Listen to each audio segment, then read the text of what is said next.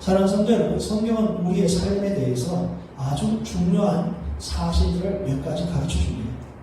그것은 우리는 이 세상에 하나님의 목적을 위해서 보냄을 받았다는 겁니다. 하나님께서 사명자로 나를 부르셨고 저와 여러분들을 부르셨다는 것입니다.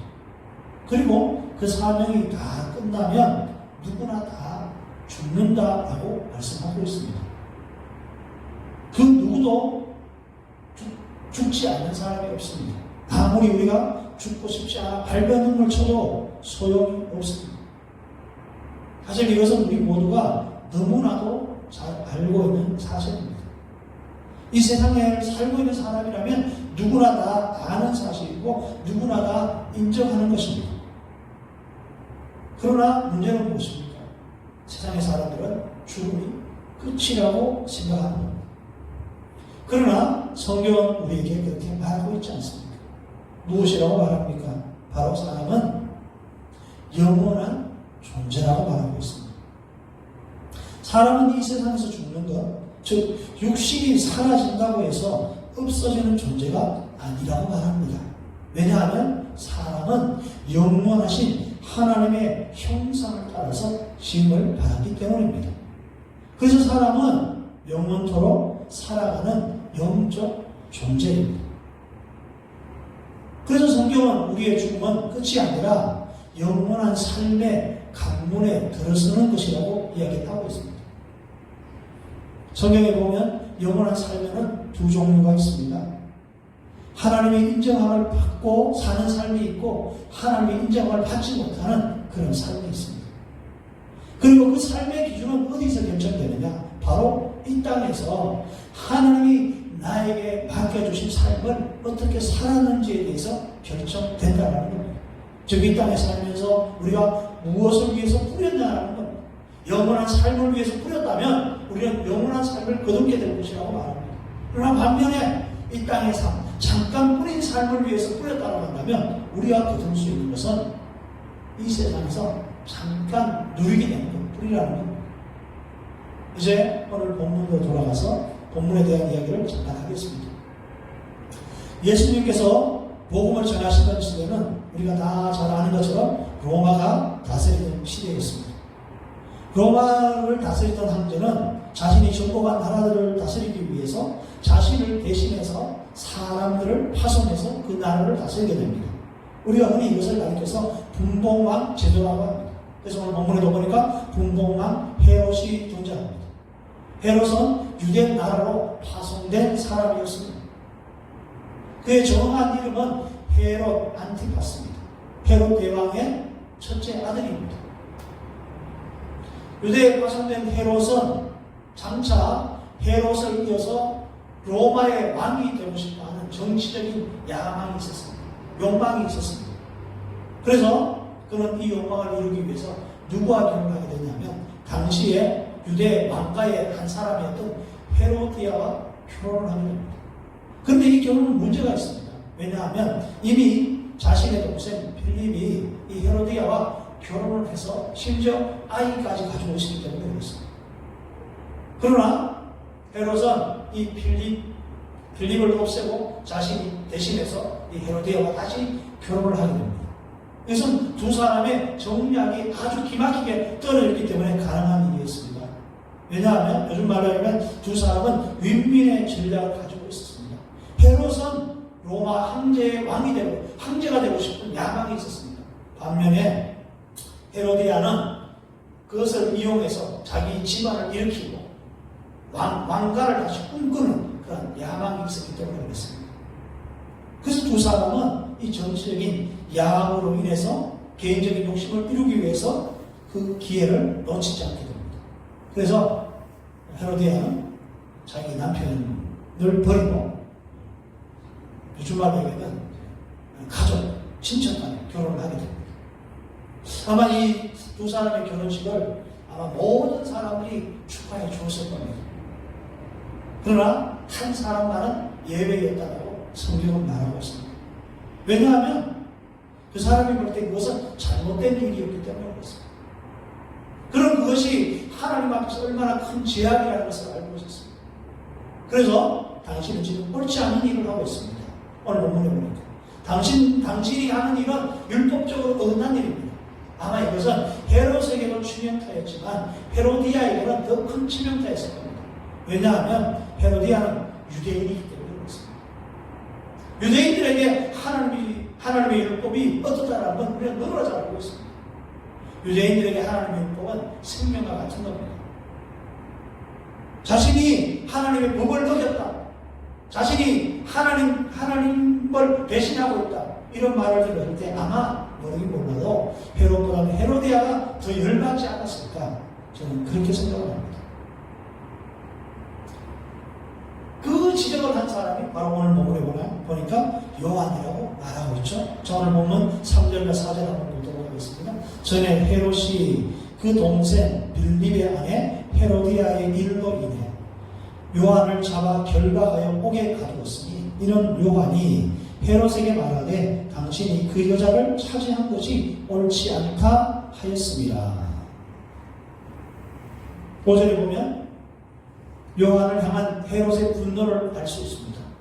당장이라도 헤롯은 요한을 죽이고 싶었습니다.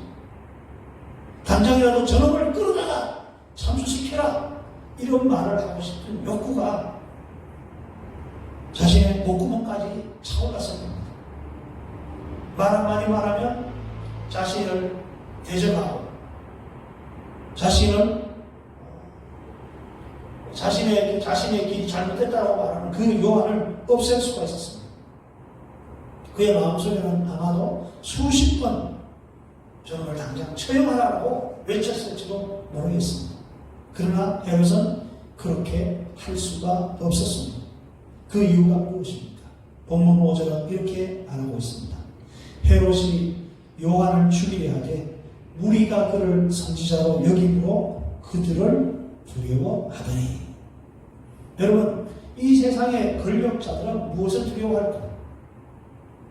그들은 보통 사람들이 무서워하지 않는 것을 무서워합니다. 그것을 우리가 흔히 민심이라고 이야기를 하죠. 왜 그렇습니까? 그들은 이렇게 생각합니다. 자신에게 지금 주어진 권력은 그들 민심으로부터 온다고 생각하기 때문에 그렇습니다. 그러니까 그 민심이 떠나는 것을 그들은 참 두려워하죠. 오늘날도 마찬가지 아닙니까? 헤롯도 마찬가지였습니다. 그런데 이 헤롯에게는 민심보다 더 무서운 것이 하나 있었다는 겁니다. 오늘 우리는 그걸 지적하고 있어요. 여러분, 이것은 권력자, 많은 권력을 가진 사람에게만 나타나는 것이 아니라 어쩌면 저희같이 평범한 모든 사람들에게도 있는 겁니다. 그것은 바로 명예심입니다. 자기 자신을 지키고 싶어하는 마음이에요. 이걸 위해서 보면 이 세상의 사람들은 할 수 없을 것 같은 큰 죄악들을 저지르는 것을 볼 수 있습니다. 이것이 바로 오늘 본문에 보면 요한이 죽은 결정적인 죽음의 원인이라고 생각해 볼 수 있습니다. 물론 영적으로 보면 때가 되었기 때문입니다. 요한은 예수님의 선구자로서 이 땅에 왔습니다. 예수님이 오셨기 때문에, 예수님의 활동의 시간이 다가왔기 때문에 요한이 세상에서 없어지는 것은, 사라지는 것은 어쩌면 당연한 것입니다. 그래서 하나님께서 그를 부르셨다라고 우리는 영적으로 생각해 볼 수 있습니다. 그러나 인간적으로 본다라고 한다면 요한의 죽음은 바로 헤롯의 헛된 욕심과 명예심 때문이라고 하는 사실을 오늘 본문에서 우리는 발견해 볼 수 있습니다. 오늘 본문은 그 사건을, 그 경위를 이렇게 소개하고 있습니다. 자신의 생일이 되었습니다. 그때 헤로디아의 딸이 이 헤롯을 기쁘게 하기 위해서 춤을 추게 됩니다. 헤롯은 그 춤을 보고 너무 기뻤습니다.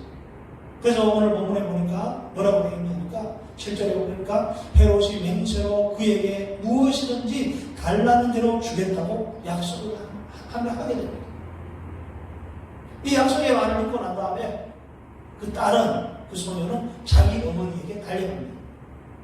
그 어머니는 바로 헤로디아였습니다. 헤로디아는 자신의 결혼을 반대하고 자신가 잘못했다라고 말하는 그 요한이 죽이도록 미웠을 겁니다. 그래서 드디어 그 원수를 갚을 수 있는 기회가 찾아온 겁니다.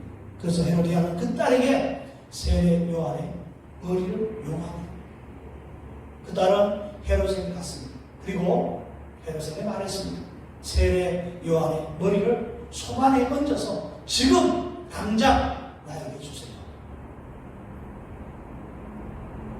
이 말을 들은 헤롯은 근심했습니다. 두려움에 빠졌습니다. 그러나 그것도 잠깐이었습니다. 그는 너무나도 이성적인 사람이었습니다. 그는 너무나도 현실적인 사람이었습니다. 그리고 자기 명예를 지키고 싶었습니다. 자기의 욕심을 이루고 싶었습니다. 자기가 정말 강한 사람이라는 걸 사람들에게 증명해보고 싶었을지도 모르겠습니다. 그래서 어떻게 합니까? 헤롯은 사람들을 오게 보내서 세례 요한의 목을 가져다가 그 여인에게 얹어서 주는 것을 볼 수 있습니다. 사랑하는 성도 여러분, 세례 요한이 왜 죽었습니까? 그리고 그의 죽음에 어떤 가치가 있다고 생각하십니까? 만약에 저와 여러분들에게 오늘 죽음을 선택할 수 있는 기회가 있다고 한다면 여러분은 어떤 죽음을 선택하시겠습니까? 그렇습니다. 우리는 우리에게 생명을 주시고 이 생명을 가지고 살 수 있도록 모든 것을 제공하신 그 하나님 앞에 인정받는 길, 칭찬받는 길을 선택해야 합니다. 하나님에게 기쁨이 되는 길을 선택해야 합니다. 저는 이것이 바로 세례 요한이 선택하고 걸었던 길이라고 생각합니다. 성도는 바로 이 길을 걸어가는 사람이에요. 하나님을 믿는 사람들은 다른 길이 아니라 바로 이것을 바라보면서 걸어가는 사람입니다. 하나님께서 나에게 목적, 일을 주셨다고 믿고, 그리고 그 일이 끝나면 우리 모두는 다 하나님 앞에서 결산해야 한다는 사실을 믿고 있는 사람들이 바로 성도들입니다. 그렇다면 우리의 삶의 결산은 누가 합니까? 바로 하나님이 하시는 겁니다. 내가 하는 것이 아닙니다. 다른 사람이 하는 것이 아닙니다. 나보다 위에 있는 사람이 하는 것이 아닙니다. 오직 하나님만이 우리의 삶을 결산하실 수 있는 분입니다. 그러므로 우리가 하나님이 인정하고 하나님이 기뻐하시는 길을 걸으려고 한다면 우리의 시선은 늘 하나님을 향해 있어야 됩니다. 우리의 마음은 늘 하나님을 바라볼 수 있어야 합니다. 우리의 생각은 하나님께서 보실 때 이것이 옳은 일인가 그렇지 않은가에 가 있어야 합니다. 그래야 우리 모두 다 하나님의 자녀로서 하나님께서 맡겨주신 길을 당당하게 걸으면서 잘 감당할 수 있습니다. 사랑하는 성도 여러분, 지금 우리는 결코 쉽지 않은 상황 속에서 삶을 살아가고 있습니다. 이 상황은 유독 2021년 이 코로나 시대만 그런 것이 아니었습니다. 역사적으로 볼 때 하나님을 사랑하고 하나님의 기쁨을 구했던 사람들의 삶은 어쩌면 평안한 적이 한 번도 없었습니다. 왜냐하면 항상 사탄이 우는 사자처럼 우리를 삼키려고 우리 곁에서 우리를 노리고 있기 때문입니다. 그리고 기회만 된다면 우리를 삼키려고 온갖 방법과 온갖 수단을 동원하기 때문에 그렇습니다. 그래서 역사적으로 보면 하나님의 사람들은 고난과 고통 가운데 있었다는 것을 알 수가 있습니다. 그래서 초대교회 유명한 사도였던 사도 베드로는 우리에게 말합니다. 항상 깨어 있어야 합니다. 그렇지 않으면 안 된다라는 거예요. 항상 깨어 있는 것이 무엇입니까?